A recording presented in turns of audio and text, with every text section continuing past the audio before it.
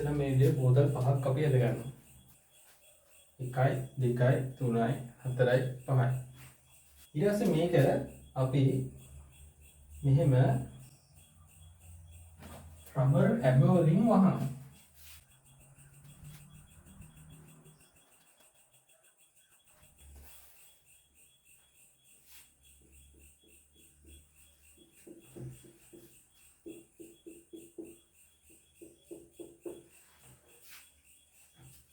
හරි. ඊට පස්සේ මේ අයිනෙම බෝතලේ මම ටැප් එකක් හයි කරනවා.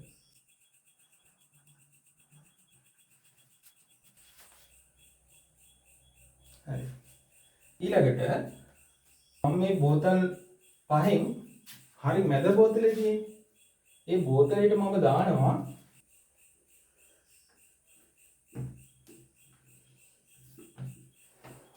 ගෙම්බෙක්. right. ඊට පස්සේ මේකට මම ද්‍රාවණයක් පුරවනවා. මේකටත් ද්‍රාවණයක් පුරවනවා. මේකටත් ද්‍රාවණයක් පුරවනවා. මේකටත් ජලය පුරවනවා. හරි. දැන් ඊළඟ කොටස. දැන් බලාගන්න මෙතනින් මෙහෙම බටයක් ඇතුළට යනවා. හරිද? ඇතුළට බටයක් යනවා. ඒ යන බටේ මේ ද්‍රාවණේ ගිලෙනවා.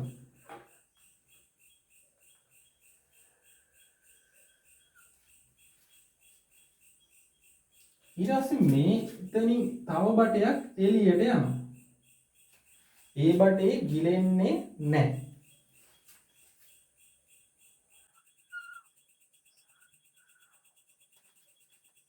එතන මේ යන බටේ ආයෙ ගිලෙනවා.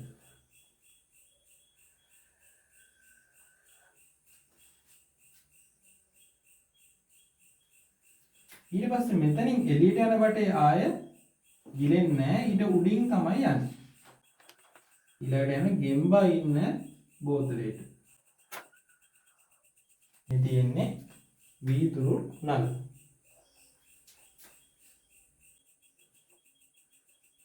මේ වීදුරු නල මෙහෙම නමන්න පුළුවන්. ගෑස් එකකට අල්ලපුවම නැවෙනවා. විසර්ජක නල කියලා කියන්නේ ගෑස් එකට අල්ලලා අපිට අවශ්‍ය විදිහට නමන්න ගන්න පුළුවන්. හරි. දැන් ඉතින් ගෙම්බා මොකේකවත් ගිල්ලා නැහැ. ඒකට මේ බට දෙකම උඩින් තමයි යන්නේ. ඔන්න මේ බඩේ ළඟට දාන්නත් පුළුවන්. ඒක ගැටලුවක් නැහැ. මේ විදිහට දාන්නත් පුළුවන්. ඒක ප්‍රශ්නයක් නැහැ. මේ බඩේ එළියට යනවා.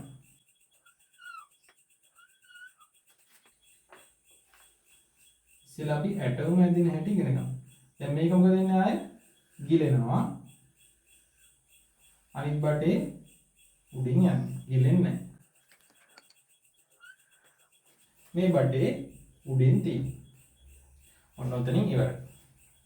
හරිද? දැන් ඉස්සර රූප සටහන අදින්නදී. මොකද ගන්නේ? බෝතල් 5යි හැම එකකම කිරලැබ තියෙනවා. අන්තිම බෝතලේ ටැප් එකක් තියෙනවා. ඒකේ ජලය පුරවලා තියෙන්නේ. අනිත් බෝතල් 3ක මොනවද ද්‍රවයක් පුරවලා තියෙනවා. මැද ගෙම්බයි. දැන් බලමු ද්‍රව තුන මොනවද කියලා. මේක KOH කියන්නේ potassium hydroxide. Potassium hydroxide.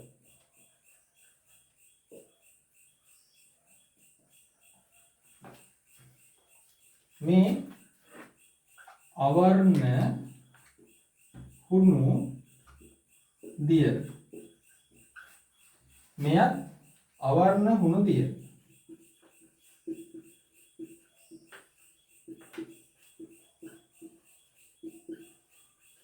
මෙහා ජලය. දැන් මොකද කියන්නේ? ටැප් එක අරපුවම මේ ජලය ටික අඩු වෙනකොට මෙහින් චූෂණයක් ඇති වෙලා මේ බටේ දිගේ වාතය ඇදිලා එනවා. වාතය ඇදිලා වම මේ කිසිම බෝතලයක වාතය කාන්දු වෙන්නේ නැහැ. ඒකින්ද මෙන්න මේ කොනේම තියෙන බටේ තියෙනවානේ. අන්න ඒ කොනේම තියෙන බටෙන් වාත ධාරාවක් ඇදිලා එනවා. එතකොට මේ වාත ධාරාව වෙන්නේ අවට තියෙන වාතය.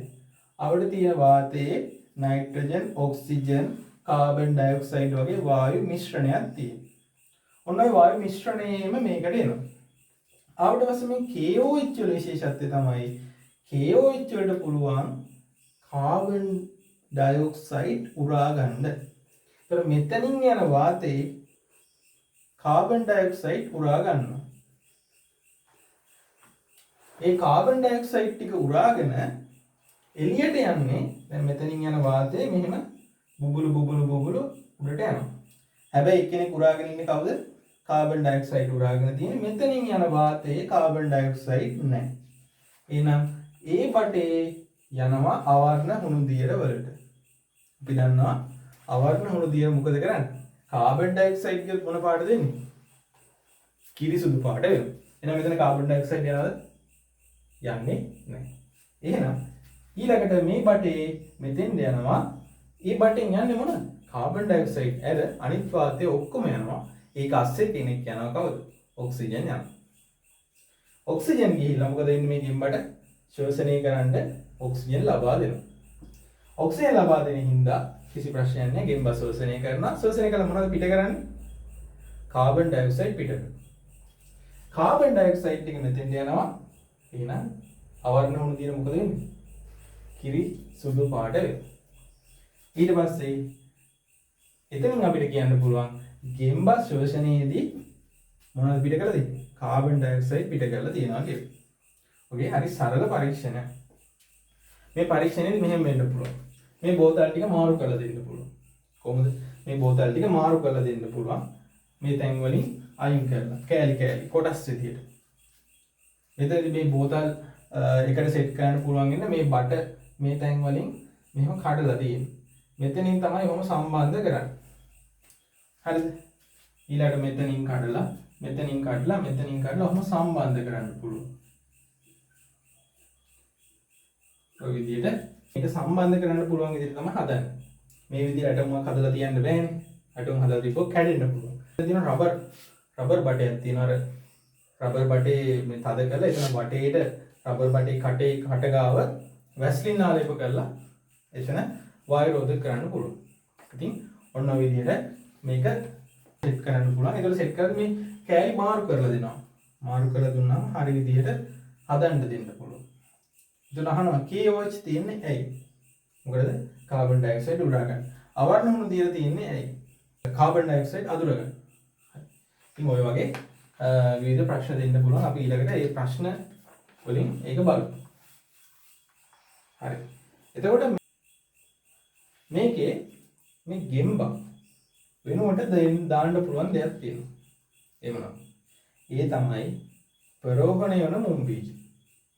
ප්‍රෝහණය වෙන බීජ ගන්න පුළුවන්. සාමාන්‍ය මුම් බීජ තමයි ගන්න. අපි ලේසි ගන්න. ප්‍රෝහණය වෙනවා කියන්නේ. ඒ කියන්නේ ඔයගොල්ලෝ දන්නා මුම් ඇට ටිකකට වතුර චුට්ටක් දාලා තිබ්බොත් උදේ වෙද්දි මුල් ලදිනවා. ඒක තමයි ප්‍රෝහණය වෙනවා කියන්නේ. ප්‍රෝහණය වෙන මුල් හැදෙන ගමන් තියෙන බීජ වලට කියන ප්‍රෝහණය වෙන බීජ කියලා. මේ ප්‍රෝහණය වෙන බීජත් අපිට අරගෙන පුළුවන් මේ පරීක්ෂණය කරන්න. ඒතර ප්‍රශ්නයක් නැහැ. ගෙම්බ වගේ දාගලන්නේ නැහැ. ගෙම්බ හොයන්න එහෙම යන්න ඕනේ නැහැ. ප්‍රෝහණ මුම් බීජ ටික ගත්තා නම් වැඩේ කොට දාගන්න පුළුවන්. එතකොට මේකට යොදා ගන්න පුළුවන් ප්‍රෝහණ මුම් බීජ. ඒක ශ්වසනය කරනවා. ප්‍රෝහණ මුම් බීජ ශ්වසනය කරනවා. ගෙම්බත් ශ්වසනය කරනවා. ඉතින් ওই දෙකෙන් එකක් ගන්න පුළුවන්. මේක තමයි මොකද පරීක්ෂණය? ශ්වසනයේදී කාබන් ඩයොක්සයිඩ් පිට කරන බව පෙන්වන පරීක්ෂණ. ඒතර මේකට කියන්නේ පරීක්ෂණ ඇටෝම. හරිද? එතකොට ගොඩක් පරීක්ෂණවල පාලක ඇටෝම කියලා දෙයක් තියෙනවා. මේ පරීක්ෂණේ කවුරු හරි කෙනෙක් මෙන්න මෙහෙම තර්ක කරනවා. මම සරල විදිහට කියලා දෙනවා. තර්ක කරනවා ඔය ගෙම්බා නිසා නෙමෙයි මේ අවර්ණ මුණුදිර කිරිසුදු පාට වෙන්නේ. මේ එන මොකක් හරි වාතයේ හින්දා වෙන මොකක් හරි දෙයක් හින්දා එහෙම කියන්න පුළුවන්. ඒතකොට එහෙම කියනකොට අපිට ඒ තර්කේ විදහෙලන්න අපිට කරන්න පුළුවන් එකම දේ මොකක්ද? චුට්ටක් හිතලා බලන්න. ගත කරන්න පුළුවන්. මොකක්ද? මේ ගෙම්බ හරි නැත්නම් පරෝහණ මුම් බීජ හරි අයින් කරලා පරීක්ෂණය කරලා පෙන්නනවා. එතන මොකද? මෙතන කිරි සුදු පාට එනවද? නෑ. මෙතන කිරි සුදු පාට එයිද? නෑ. එහෙනම් කවුරු හින්දාද මේ කිරි සුදු පාට උනේ? කවුරුන්ද? ගෙම්බ හින්දා නැත්නම් පරෝහණ මුම් බීජ හින්දා. ඒ වගේ ඇටෝමකට කියනවා පාලක ඇටෝමක් කියලා. එහෙනම් පාලක ඇටෝම කියන අන්න ඒක. ඒතර අපිට පුළුවන් වෙන්න ඕන මොකක් හරි පරීක්ෂණයක් දැක්කහම ඒකේ පාලක ඇටෝම කොයි වගේ වෙනවද කියලා හිතාගන්න. ඒක පොඩ්ඩක් හිතේ තියාගන්න. ඒ හිතන විදිහ තමයි මම කියේ කෙලින්ම පාලක ඇටෝම මේකයි කියලා කියන්නේ නැතුව එහෙමයි කිව්වේ. හරි. එහෙනම් ඊළඟට මම පෙන්නන්න විභාගෙට අපු සාමාන්‍ය පෙළ විභාගෙට මේකෙන් අහලා තියෙන ප්‍රශ්නේ. ඒක ඔයගොල්ලොත් කරලා බලන්න. හරි ලේසි මේ පරීක්ෂණේ. එහෙනම් හැමෝටම ආයුබෝවන්.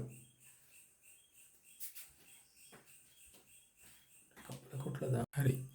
මම දැන් පෙන්නන්න යන්නේ ඔයගොල්ලන්ට 2016 නව විෂය නිර්දේශයේ මම කියලා දුන්න බෝතල් පහේ පරීක්ෂණයට අදාළ විභාගයට ආව ප්‍රශ්නයක් සාකච්ඡා කරන්නයි යන්නේ.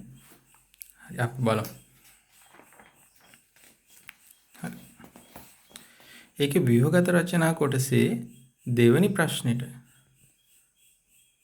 ප්‍රශ්නෙට අහලා තියෙනවා මෙන්න මේ B කොටසට. B කොටසට අහලා තියෙනවා මේ ප්‍රශ්නේ. පේනවද? හරි. අහලා තියෙන්නේ ශ්වසනයේදී කාබන් ඩයොක්සයිඩ් වායුව පිටවන බව පරීක්ෂණාත්මකව පෙන්වීම සඳහා සකස් කරනු ලබන ඇටෝමක් අවශ්‍ය උපකරණ කිහිපයක් අනුපිළිවෙලින් තොරව පහද දී ඇත. ඒ බෝතලයේ ඇතුළත් කළ යුතු ද්‍රාවණය කුමක්ද? බලමු අපි මේකේ තියෙනවා. මේකේ අරන් තියෙන්නේ පරෝහණේන මුම් බීජ. හුණු දියර බෝතලයකුත් තියෙනවා, KOH උත් තියෙනවා. අර ටැප් එකක් තියෙනවා. ඒකට වතුර පුරවලා තියෙන එකකුත් තියෙනවා. බෝතලයේ ඇතුළත් කළ යුතු ද්‍රාවණය කුමක්ද? ඒ බෝතලයේ මොනවද? තව හුණු දියර එකක් ඕන, අවර්ණ හුණු දියර. ඒ බෝතලයට අදාළ ද්‍රාවණය දැමුව පසු ඉහත දැක්වෙන බෝතල් A B C D E සම්බන්ධ කළ යුතු අනුපිළිවෙල ලියා දක්වන්න. ඉස්සෙල්ලා මෙන්න KOH නේ. එහෙනම් E D C A B. මේකේ D A කියන දෙන්න මාරු වුණාට කමක් නැහැ. මම කලින් එක ආයෙ කියන්නම්. E KOH එක D C A අන්තිමට B. බෝතල් සියල්ල නිවැරදිව සම්බන්ධ කිරීම පසු සිදු කළ යුත්තේ කුමක්දයි සඳහන් කරන්න. එතකොට කරන්න ඕනේ ඉස්සෙල්ලා මොකද්ද? අර චූෂකයේ විවෘත කිරීම. C සඳහන් කළ පියවර අනුගමනය කළ යුතු මෙම ඇටෝමේ නිරීක්ෂණය කළ හැකි වෙනස සඳහන් කරන්න. මොකද වෙන්නේ? අපේ මොන බෝතලයේද කී සුදු පාට වෙන්නේ? අපි ගත්තේ පරෝහණේන මුම් බීජ වලට පස්සේ A කියන බෝතලේ. එහෙනම් ඒ බෝතලයේ හුණු දියර කිරි සුදු පාට වෙනවා. ඊට පරීක්ෂණයට අදාළ පාලක ඇටෝම සකස් කිරීම සඳහා ඉහත ඇටෝම සිදු කළ යුතු වෙනස්කම් සඳහන් කරන්න. දැන් ඔන්න පාලක ඇටෝම සකස් කරන්න මොකද කරන්නේ? C බෝතලයේ පරෝහණේන මුම් බීජ ඉවත් කර පරීක්ෂණය නැවත සිදු කිරීම. ඔන්න ඔය විදිහට තමයි විභාගෙට මේකෙන් ප්‍රශ්න අහලා තියෙන්නේ. එහෙනම් ඔයගොල්ලොත් 2016 ප්‍රශ්නේ කරලා බලන්න.